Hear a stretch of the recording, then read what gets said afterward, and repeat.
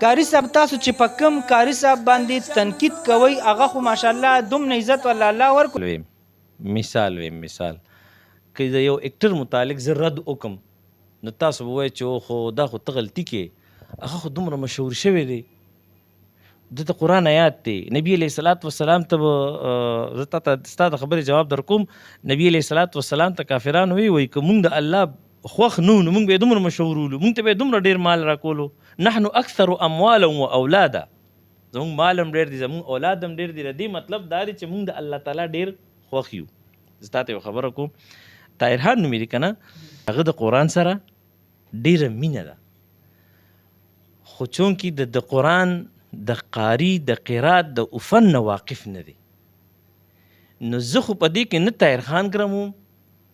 د هغه په دې مینه ډېر خوشحال شوم چې هغه د یو قاري سره مینه کوي او بل دا چې دا قاري صاحب هم نه ګرموم قاري صاحب خو چابوتلی دی زما په خیال هغه خو تاسو وایئ چې هغه د تراوو ویډیو ده نه ما ته خو تراوه نه ښکاري مطلب دا چې د تراوو خو نه د راپاسه پې لیکلي تراوې ګوره یو خو دا دروغ دی زه تاسو ته یو ښایسته خبره کوم ګورئ ما تاسو ته وایي چې یو سړی دی چې هغه ډول کیدي او د هغې د پاسه ودرېږي او بره نه پیسې راخلي طاهرخان انغرې کیدي انغرې او هغې د پاسه ودرېږي بره نه پیسې راخلي مطلب په انغري پیسې ګټي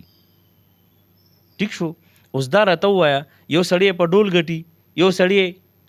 په انغري ګټي یو سړی رالو هغه لاندې قرآن کې خودو د پاسه پې ودرېدو او برې نه پیسې راواغشتې یو سړی په قرآن ګټي کم یو ظالم دی قرآن والا چې قرآن باندې داسې کوي خبره دا ده چې د قرآن فن د قرآن د اصولو نه ځان واقف کول دا خو دې ته خو د علم ضرورت دی عربي زبان دی دې ته خو د علم ضرورت دی اوس خبره دا ده طاهرخان بی خو یقینا چې هغه د قرآن عزت کړی دی او زه تاته یم چې قاري صاحب ته خو ګناه نشته خو قاري صاحب خو بل چا راپاسولی قاري صاحب په دې څیزونه سپېدلو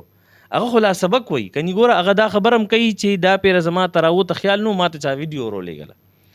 وایي پلار راته وایي چې زما دا ارمان دی نو پلار یې په سعودي کې ناست دی د زوی ارمان دلته پوره کېږي ډېره ښه خبره ده خو په کار دا چې دا تراو دا ویډیو مونږ کتلی وي چې شاته ده پسې یو لس کسان خو ولاړو که نه ځکه چې داسې ویډیوګانې نه دي راغلي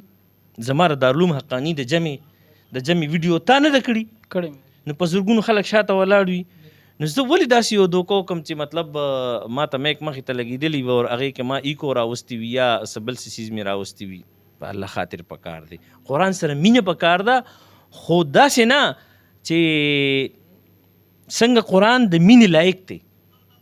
بالکل جزاک خبره باندې پېښ وي الله وایي وما قدر الله حق قدري اسې دا راته ووایه بوډۍ چې هغه باز نیولی او هغې ته یې کیمه ورکوله هغې یې نه خوړل نو بوډۍ څه چل وکړو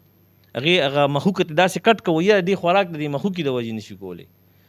هغه باز د بادشاه چې کله پته ورته ولګېده بوډۍ راوسته بادشاه بوډۍ ته څه ونه وي ځکه چې بادشاه وایي بوډۍ غریبه د باز په قدر سپي نو زه تا ته دې پورې خبره کوم چې طاهرخان بی زنده آباد زبردست